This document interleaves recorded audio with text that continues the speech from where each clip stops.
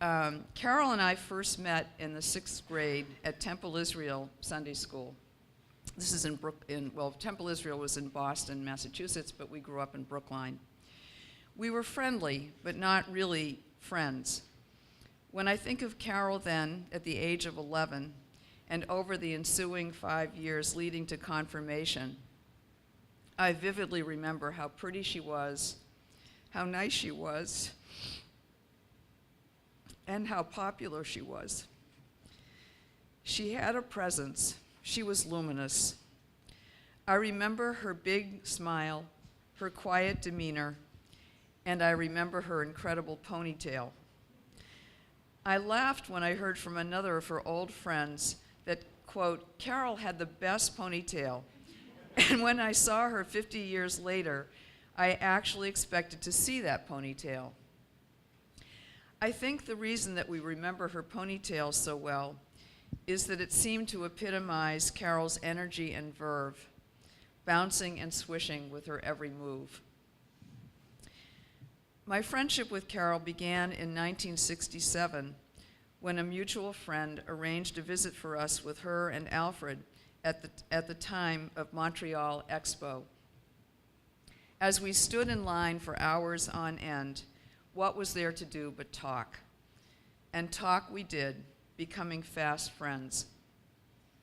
Sharing life experiences and feelings about them was hardly new to Carol, for again, a high school friend recalls, we used to walk home from grammar school and high school together and stand at the top of Summit Avenue where we parted ways and talk and talk.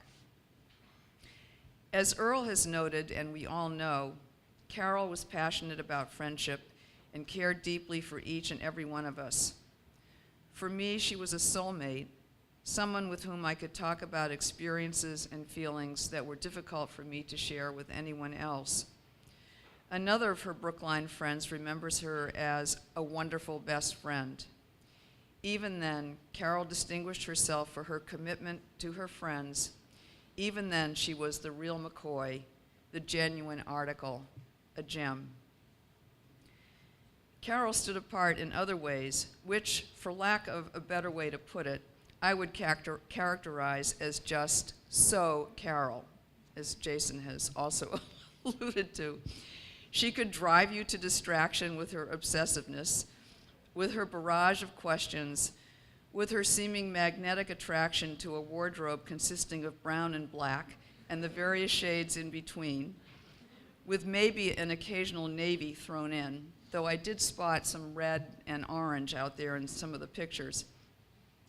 With her preoccupation with her upper arms, which she had to keep covered because they were unattractive. But any frustration I or others might express in the face of these idiosyncrasies and self-criticisms would be quickly swept away by the look she gave you, the slight cock of the head, the flash of that beautiful smile, and the roll of those gorgeous brown eyes directly at you. You just had to laugh and then change the subject. One of the recent So Carol moments occurred when she attended her 50th Brookline High School reunion. Carol often talked about how much smarter her high school friends were than she. I'm sure that none of us in this room believes or ever believed this for a minute. So picture Carol reading the reunion program booklet containing the original 1960 graduation program with a list of all of the members of the graduating class and wondering why there was an asterisk beside her name. As she recounted this story to me, she told me that, feeling quite puzzled, she looked at the footnote and, in disbelief, discovered that she was a member of the National Honor Society. You can imagine my response, throwing up my hands, looking at her in disbelief, and responding excitedly, "And you thought you weren't smart? You don't remember that you were in National Honor Society?" At which point I got the cock of the head, the flash of the smile, the roll of the big brown eyes right at me. As we all know, Carol had a great sense of humor. Her laugh was not just any laugh. It was a shriek rising from something like a middle to a high C. As her battle with cancer intensified, her humor would sometimes turn to the gallows sort when she would simply say whatever came into her head. In one of our many, many phone calls, when anything and everything was on the table for discussion, Carol turned the conversation to the subject of her possible demise. Breaking into tears, she expressed her fears about dying, her grief at missing out on so much of life with Earl, her children and grandchildren. She worried about what life would be like for Earl when she was gone.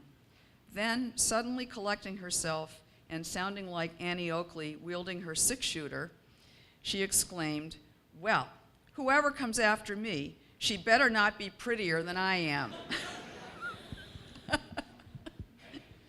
I can't imagine anyone being prettier than Carol.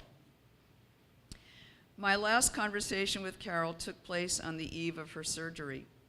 We'd had a number of phone conversations, had shed many tears together.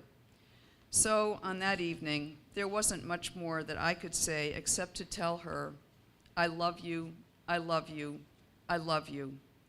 And after a slight pause from the other end of the line, I heard a just so Carol response. Ditto, ditto, ditto. I replay this moment constantly and will treasure it for the rest of my life. I remember a Peanuts card from years back in which Charlie Brown is doing his usual philosophizing. I think it's a perfect summing up of what I've been talking about today. On the front of the card, Charlie Brown is musing about the nature of personal beauty and opines, "I think beauty is more than skin deep. I think beauty goes down layer after layer after layer." On the inside of the card, he observes, "You have very thick beauty." Indeed, she did. Thank you.